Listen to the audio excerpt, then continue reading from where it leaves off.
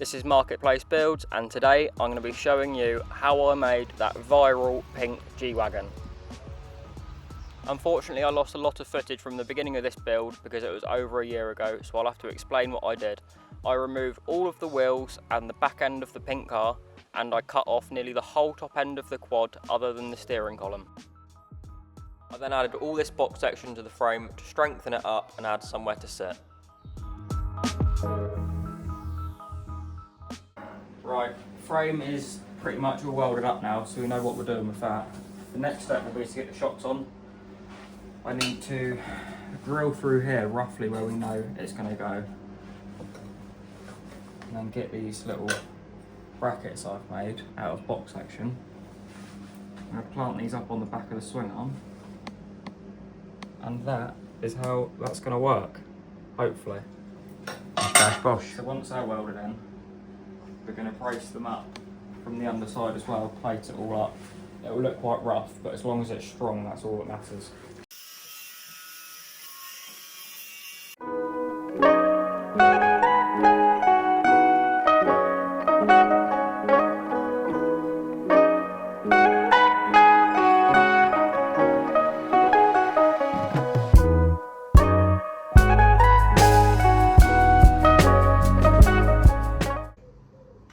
This thing is looking so cool.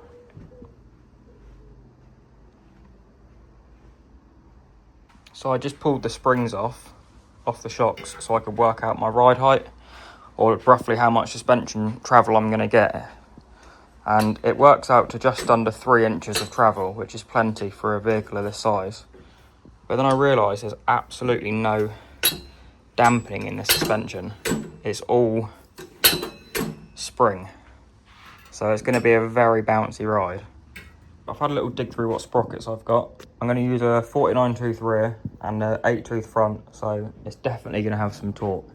The only issue is this is a 428 and this is a 420. So I'm going to have to skim this down just a tiny bit to make sure the 420 chain fits on there.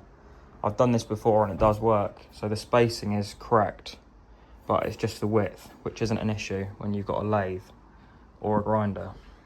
So we'll make that work. Need to get the suspension all braced in as well, because at the minute it's just tacked. Not very nicely, but it works.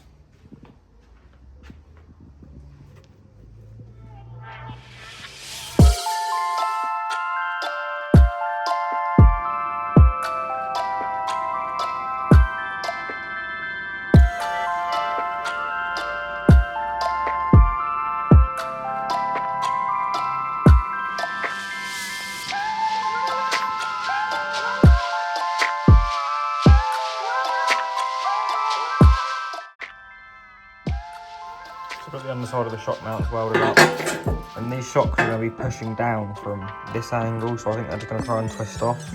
I had an idea to strengthen up the whole swing arm and to sort of tie these in together. If I weld a bar like so all the way along and then box in the back, it should be plenty strong enough.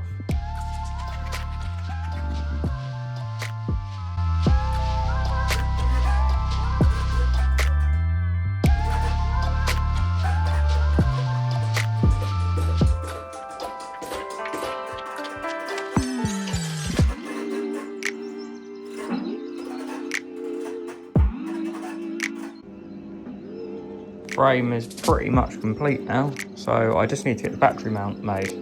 So I've worked out the height underneath the bonnet, and it turns out these tabs, if I flip them forward and make like a shelf, are the perfect height to hold the battery. So I'm going to do that, and then make some diagonal supports down, and then figure out where I'm going to fit the controller as well.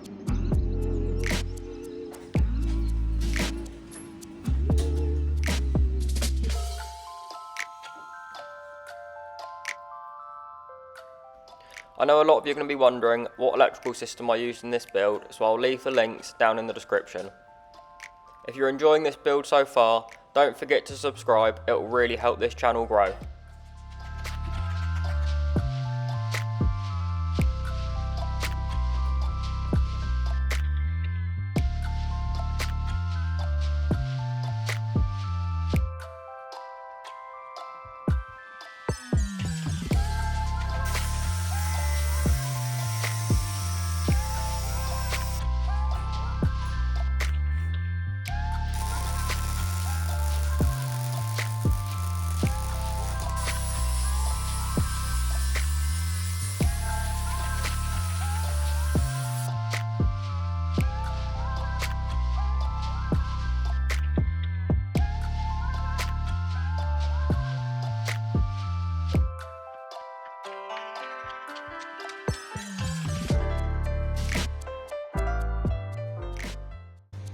Right guys, quick update. I've got the throttle on, the brakes on, the master cylinder is on upside down, but it seems to be working for the minute, so we'll see how long that lasts. I've changed the seat as well.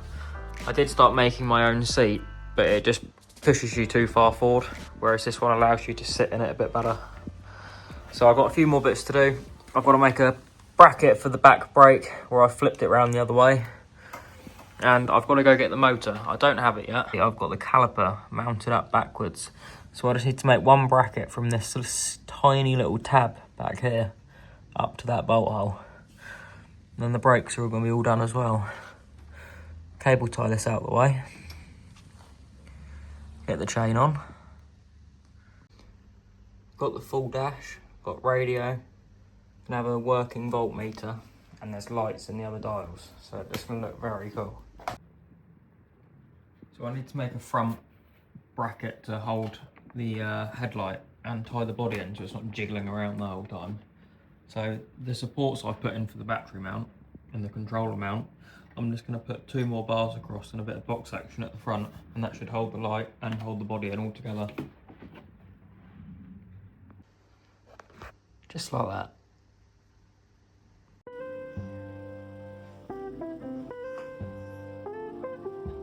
Right guys, so I've got the light mounted on. So you can see it ties the whole body together as well, so it sort of acts as a, it's going to act as a crash bar. I'm going to use my light as the crash bar. Not very sensible, but it will work. And it will look good while it works, and that's what's important.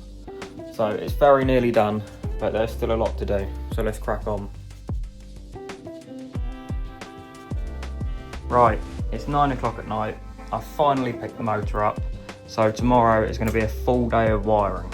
I have sat here for 5 minutes and figured out exactly what's what down here and what needs to go where. I have pushed the cables through for the motor, from the motor, sorry, roughly about where they're going to go.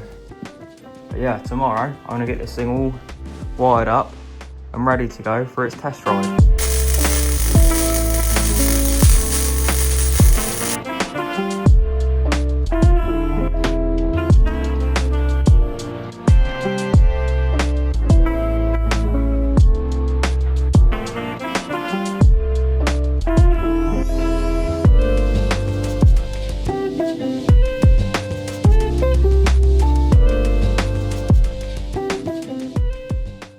I can't believe it, it's ready to test ride.